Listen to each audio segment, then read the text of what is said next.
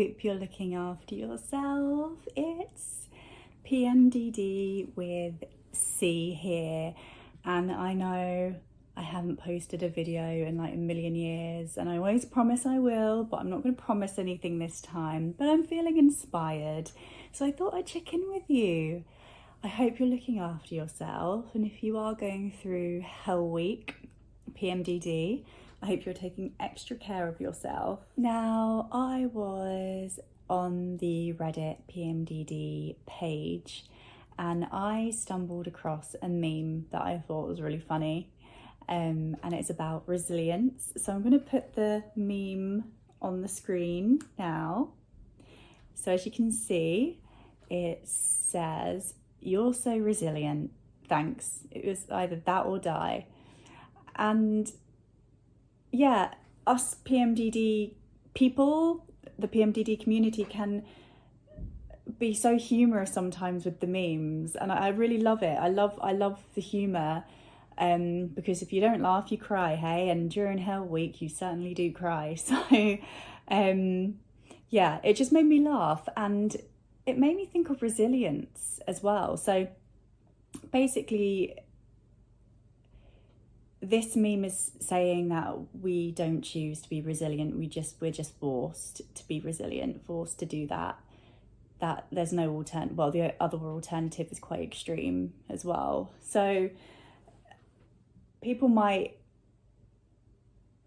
try and pay you a compliment by saying you're resilient, which I do think can be a compliment. But sometimes people with PMDD, when they hear that, might not take it as a compliment because there's no choice in the matter. They'd rather not have to be resilient. They'd rather not have to spend either 2 weeks, a week, 3 days, 5 days before their period, either indoors with extreme anxiety, depression, cravings, all of those symptoms that PMDD brings. But yeah, resilience. So we're forced to be resilient every month, or the people with PMDD are forced to be resilient every month. And I've got my trusty laptop here so I can kind of look at my notes. But let's define resilience, okay? So resilience is the ability to bounce back from challenges, setbacks, tough situations. It's like described as inner strength, which can be quite triggering for some people, or flexibility. It's basically how well you adapt to horrible situations, or how you can keep going through them without, hitting beyond rock bottom. That's resilience. And yeah, it can come from, recovering from illness or injury, stress, if you're going through grief, enduring PMDD. My question to you is, do you feel like you're resilient? Do you take it as a compliment, or do you kind of shy away from that word? Because we're all different. I mean, for me, I think I would take it as a compliment, but I'd also be willing to swap the experience, so I didn't have to be resilient as well. So yeah, it's a funny one, isn't it? But here I've got some points about building resilience here. So shifting your mindset. It is very hard to shift your mindset when you're going through Hell Week, but in actual fact, from my perspective, which is not in actual fact, reframing has helped in the past. Noticing your symptoms, noticing them descend, and then really thinking about what's happening, and in your brain saying, oh, no, hang on, I know this is PMDD. I need to be kind to myself this week. I need to accept that it's happening. I need to accept this. This is from my perspective. So shifting your mindset can build resilience.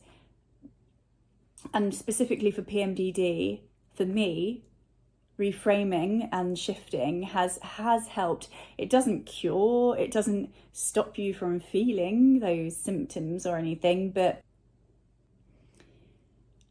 here it says practice gratitude. Now that makes me smile a bit, because when you're in Hell Week, you're not going to be feeling grateful for anything, so let's skip that one.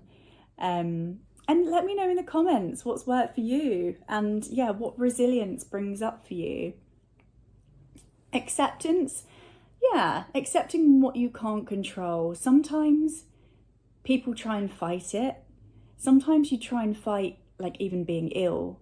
But sometimes accepting what's happening to you can actually be quite liberating. Let me know how you feel about that point. Yeah, and focusing on what you can control and what you can do in that moment.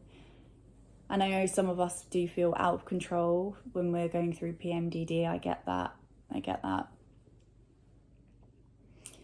Building resilience by building a support system. Yeah, so having other people hold us in those moments of needs, not physically, well, they can physically hold you, but, you know, feeling heard and seen, feeling like someone is understanding your PMDD experience can actually be really, it can build your resilience, because you feel like you can be yourself around them and that you can go through it with them and they understand, and you feel held and seen and heard. So that's how, yeah, an aspect of a support system can work there. Developing coping strategies. So yeah, mindfulness. I always think that is great when you're not in your PMDD phase, but obviously when you're going through PMDD and you're feeling intense anger, irritation, you're not going to be able to sit there and be mindful, because you're going to be so overwhelmed with the feeling.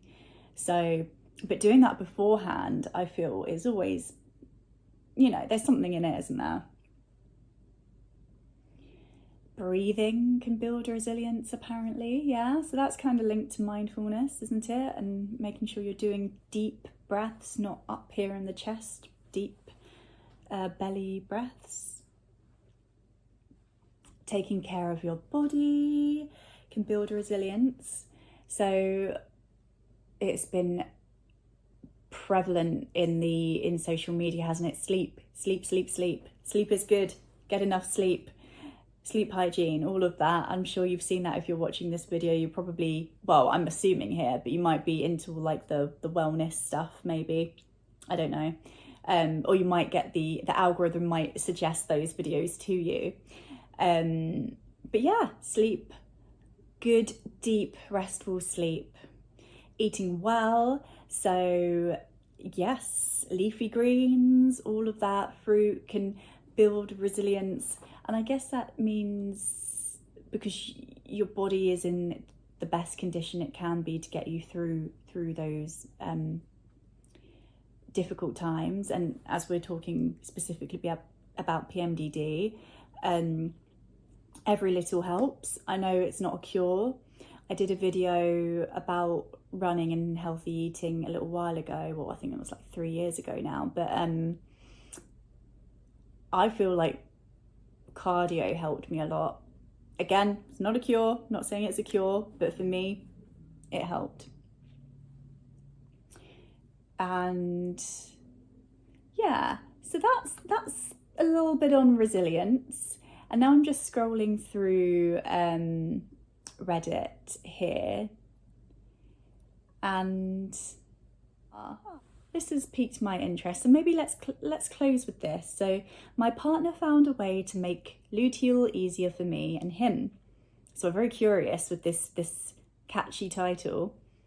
I've seen a lot of people asking for advice on their relationships in here, as in how not to let PMDD ruin everything, how not to let the abusive side win and such. I'm 21 and PMDD showed up last summer and has been a real nightmare since. We didn't know what it was at first. That's a very common experience. We thought it was just my AUDHD making me consistently miserable understatement. Once I connected the dots in PMDD, I finally had a starting point, and I've been looking into how to help myself. My boyfriend, however, didn't seem to be understanding. Well, I think he just didn't get it. Also, I completely understand that it's hard for him to help me when I treat him so badly. We've been trying this and that to make it better, but most recently, I sat him down after reading some posts on the PMDD Partners sub and suggested a few things we could try. I explained the menstrual cycle to him. I'm going to stop there because I think everyone, all genders, everyone should understand how that works, but I don't know, is that me being biased? I think it's important if you're, with someone who goes through the menstrual cycle. I think it's important to understand it, isn't it? Anyway, that's just my opinion. So yeah, menstrual cycle to him, explained how it is normally and how it is with PMDD. So this person gave him some psychoeducation, as we call it. I had kind of assumed he knew how hormones and the menstrual cycle worked, but he didn't. And clearing things up worked wonders. So yeah, being open, psychoeducation seems to work in this instance. I asked him to come and chat me up when I isolate in the kitchen, my safe space, and bawl my eyes out.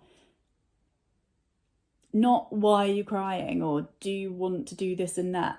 Just chat me up like we're having a normal conversation. So I think they mean just talk normally, don't ask why, or don't try and solve a problem, just chat. I didn't 100% believe in it. It was just part of a trial and error. He started chatting to me if I wanted some water, what he had just seen on Reddit, normal stuff. I could tell I was trying to stay in my black mood. In the moment, I wanted to stay miserable, but I couldn't hold it up. Once he had locked me into a conversation, he offered me a massage and to watch an episode of a show together. Usually I can't help but be a nag during luteal. Everything he does or doesn't do is somehow wrong, and I hate to feel that way because he's trying his best and I love him. This interaction that started with me sobbing and ended with us cuddled up was completely new. Usually I just try to stay away from him to damage control, and he tries not to get in my way. So that's what's worked for this Reddit person. Again, communication.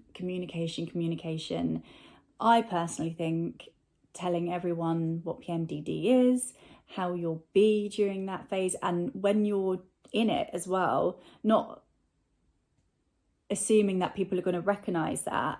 I think there's one thing telling people, oh yeah, there's this thing called PMDD and I have it, so watch out or whatever.